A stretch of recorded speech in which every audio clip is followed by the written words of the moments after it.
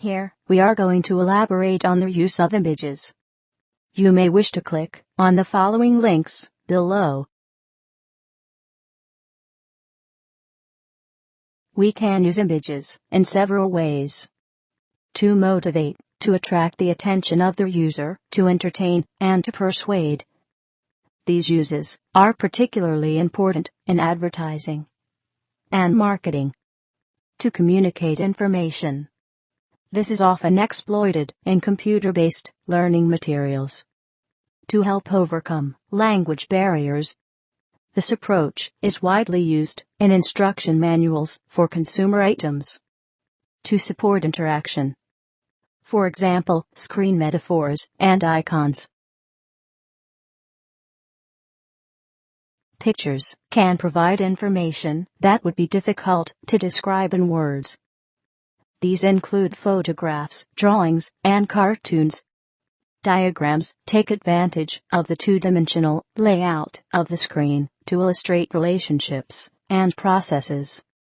For example, it would be possible to show the relationship between members of a company.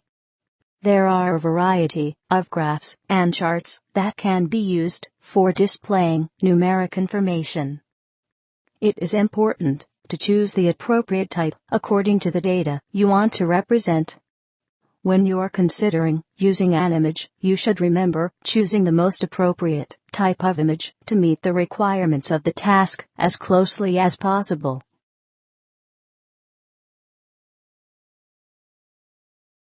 Some moving images are clearly part of the user interface, and others are part of the content of the software. For example, an animation showing files flying from one folder to another would be part of the user interface, but an animated advertisement on a web page would be part of the content of the page. Unfortunately, in many cases, it is very difficult to make a clear distinction of this sort. In addition, at present, most moving images are used in an unsophisticated way that requires very little interaction from the user. You can use animation for the following purposes. To illustrate movement. An example of this would be an educational program that teaches about the muscles a horse uses when it runs. To provide dynamic feedback. For example, in some operating systems, when you are copying a number of files, an animation appears that illustrates files flying from one folder to another. This is dynamic feedback, confirming that something is happening. Moreover, an advertisement on a web page may include some movement in order to attract the user's attention. This can become a visual irritant. Finally, to show that the computer system is operating, dynamic screensavers are the most obvious example of this technique. Thus, animation is important and useful, but you should only use it when absolutely necessary. You can use video clips in many of the situations where you could use animation. However, video has the following additional uses. To convey human behavior and emotions.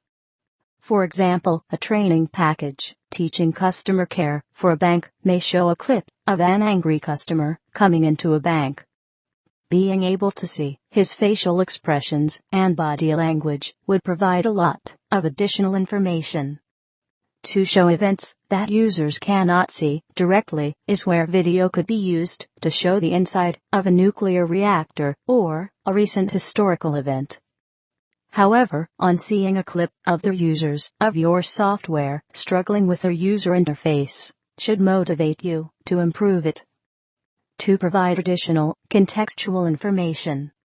Animations tend to focus upon the particular sequence of events, whereas video usually also provides information about the location, the clothes people are wearing, and so on.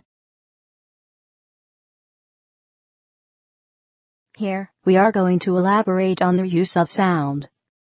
You may wish to click on the following links below.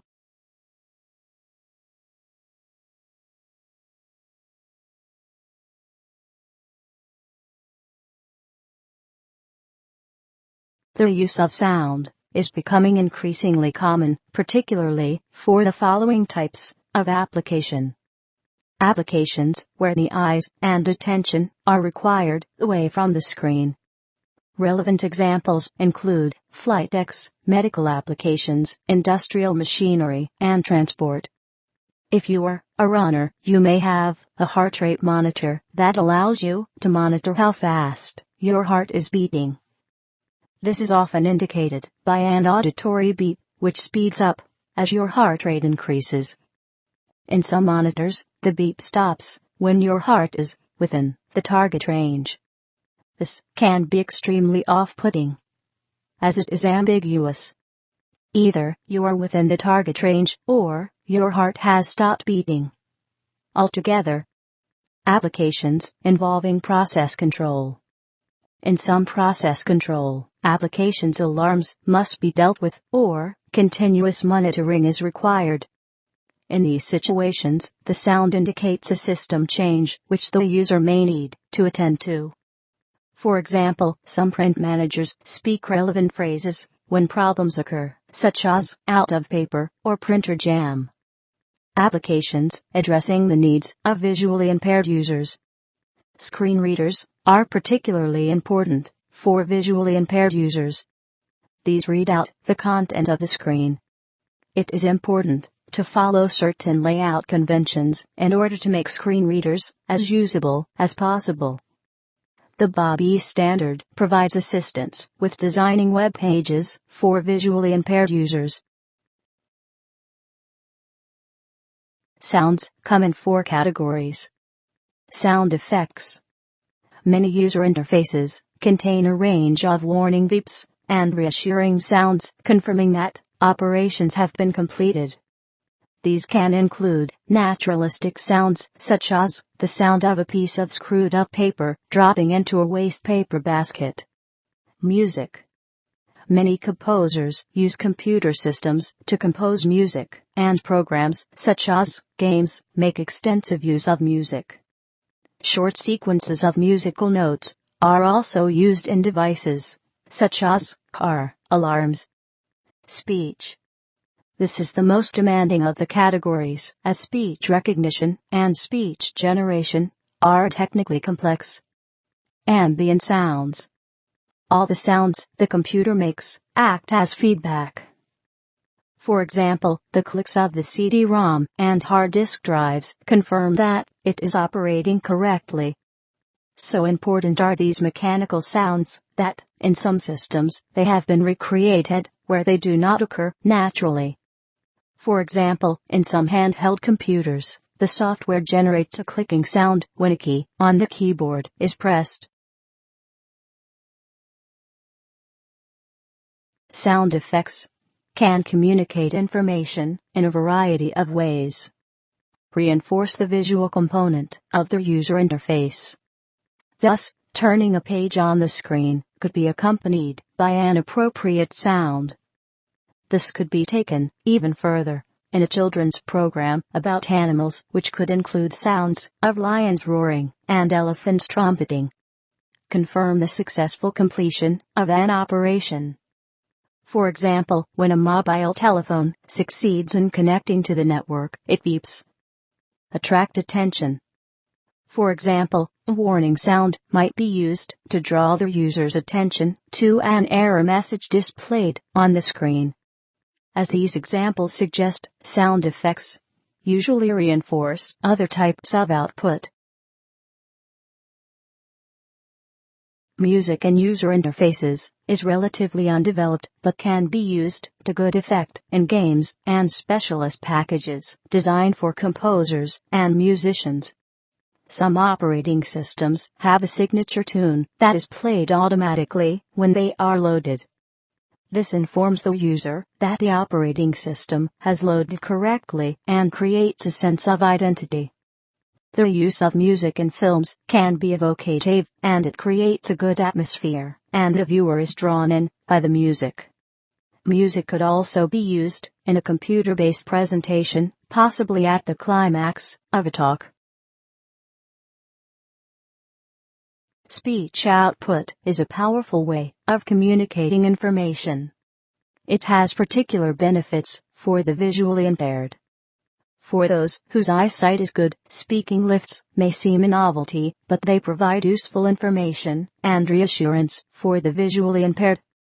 One of the benefits of good quality speech output over text is that it communicates tone of voice, pace, and accent. In this way, it provides more information and helps to make the speaker seem more real to the user. The tone of voice can differ according to the content of the message. A warning message could sound urgent, and an information message could sound reassuring.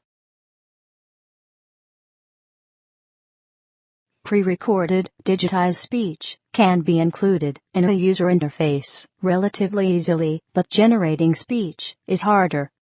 Unlike the other media that we have considered, sound has the potential to intrude upon the environment. This can be overcome with the use of headphones, but not all users choose to use headphones, and they are inadvisable in some hazardous environments. It is often a good principle to allow users to change the volume, switching it off altogether if necessary. Sound is not good at conveying detailed information, such as describing events, unless accompanied by video or still images, and it is often difficult to remember precisely.